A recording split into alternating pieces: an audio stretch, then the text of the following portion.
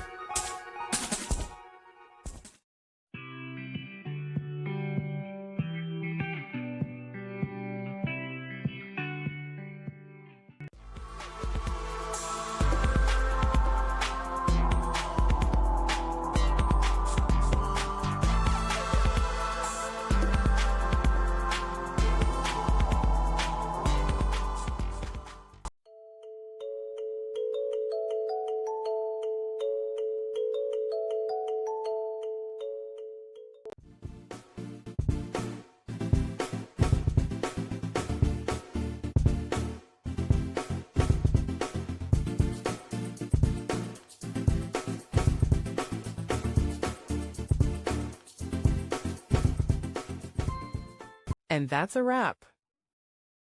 I hope you found the answer you were looking for. If you did, take a second to hit that subscribe button. It really helps out. And let me know in the comments which solution worked best for you. See you next time in the debug zone.